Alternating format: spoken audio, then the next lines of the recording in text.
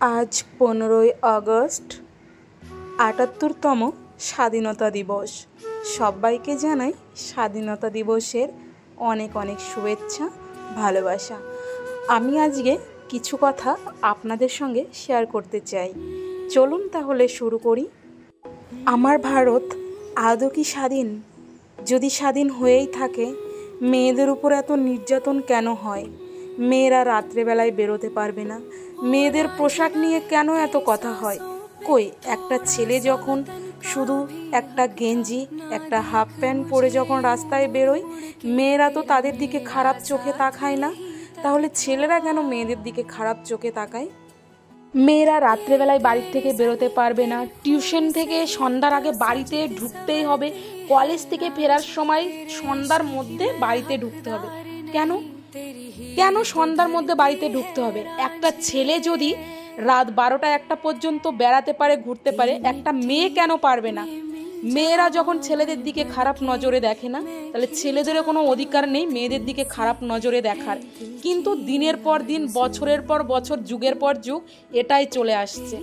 আমি আজকে বলছি, আরজি কর হসপিটালে যে ঘটনাটি ঘটেছে সেটা নিয়েই কিন্তু আমার এই ভিডিওটা বানানো।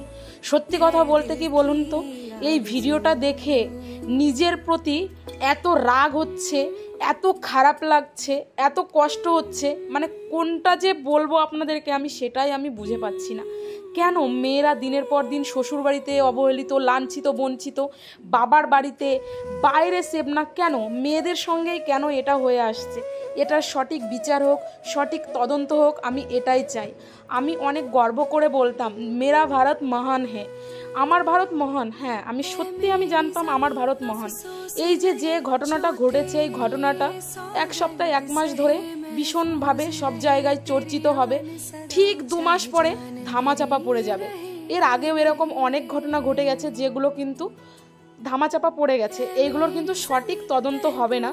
তারপরেও আমি আজকে নিউজ দেখতে দেখতে দেখছিলাম যে ছেলেটা এই কাজটা করেছে, তার নাম হচ্ছে সঞ্জয়। সে নাকি মানসিকভাবে সুস্থ নয়, তাকে অ্যাসাইলামে পাঠানোর জন্য বলা হচ্ছে। কেন? আমি চাই এই লোকটাকে পুরো ভারতবাসীর সামনে শাস্তি দেওয়া হোক, এরকমভাবে শাস্তি দেওয়া হোক যাতে কোনো পুরুষ মানুষ এই কাজ করতে গেলে তার গা শিউরে ওঠে। আমি তুমুলভাবে প্রতিবাদ জানাই আর ধিক্কার জানাই এই সমস্ত পুরুষদের। তোদের ঘরে কি মা বোন নেই রে?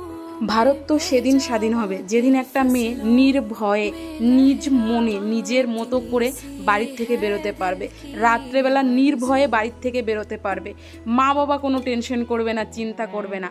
সেদিন হয়তো আমার ভারত স্বাধীন হবে, যেদিন একটা মেয়ের গায়ে কলঙ্কের দাগ লাগবে না, একটা মেয়ে একটা ছেলেকে সমান চোখে দেখা হবে। আমাদের সমাজে এটাই শেখানো হয় মেয়েদেরকে, যে রাত্রেবেলায় বাড়ির থেকে বেরোতে পারবি না, সন্ধ্যার আগে বাড়িতে ঢুকবি, 4 দেওয়ালের মধ্যেই মেয়েরা ভালো থাকে। এখন তো দেখছি 4 দেওয়ালের মধ্যেও মেয়েরা সেভ নয়। ধর্ষণের মতো, হিপটিচিংয়ের মতো কাজ হলে আমাদের সমাজ মেয়েদের পোশাককে দায়ী করে। মেয়েদের পোশাকের জন্য এরকম হয়েছে। মেয়েরা যদি ভালো পোশাক পরে বাড়ি থেকে বেরোতো, তাহলে হয়তো এরকম ধর্ষণের মতো একটা কাজ কখনোই মেয়েটার সঙ্গে হতো না। কিন্তু এটা যে সম্পূর্ণ ভুল। যার মন মানসিকতা নিচু হয় সে তো এরকমটাই করবে। হাজার ভালো পোশাক পরে মেয়েরা বেরোলেও পুরুষ মানুষ এটাই করবে, কারণ এখন তো পুরুষ শাসিত সমাজ। মেয়েদের এই সমাজে কিসের মূল্য? কোনো মূল্য নেই। একটা মেয়ের বিয়ের পরে তার স্বামী যা বলবে, তার শ্বশুরবাড়ির লোকজন যা বলবে, সেটাই কিন্তু সহ্য করতে হয়। দিনের পর দিন কত মেয়ে লাঞ্ছনা বঞ্চনা সহ্য করে সংসার করে যায়। আমার ভারত স্বাধীন কিনা সেটা নিয়ে